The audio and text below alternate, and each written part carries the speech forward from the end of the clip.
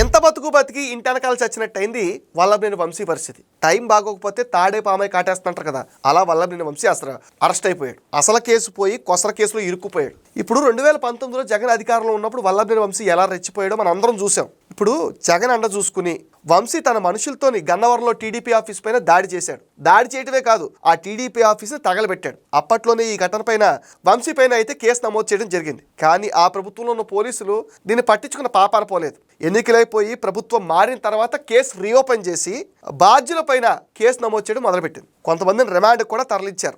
A71గా ఉన్న వల్లభనేని వంశీ కూడా రక్షణ పొందడానికి కోర్టులు ఆశ్రయించి విదేశాల్లోనూ బెంగళూరు, హైదరాబాద్లో తలదాచుకున్నాడు. అక్కడి వరకు బాగానే ఉంది. తర్వాత ఈ కేసు ఎవరైతే పెట్టారో ఆ సత్యవర్ధన్ని పట్టుకుని భయపెట్టి బెదిరించి పోలీసులే కావాలని వల్లభనేని వంశీ మీద కేసు పెట్టమన్నారని ఒక ఫేక్ కేసును క్రియేట్ చేశారు. కోర్టులో పిటిషన్ కూడా వేశారు.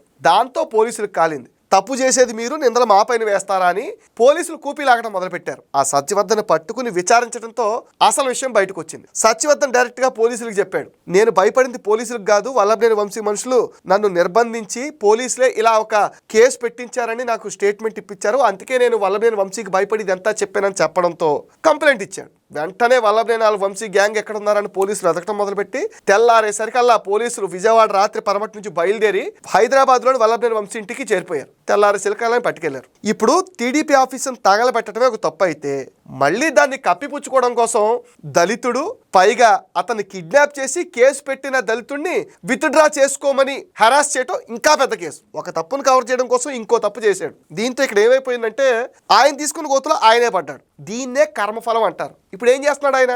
జైల్లో చెప్పకూడదు అంటున్నాడు. సో తప్పు చేసిన వారు ఎవరైనా సరే ఇవాళ కాకపోతే రేపు ఖచ్చితంగా తప్పించుకోవడం అయితే జరగదు. వల్లభనేని వంశీని చూసి నేర్చుకోవాల్సింది కూడా ఇదే.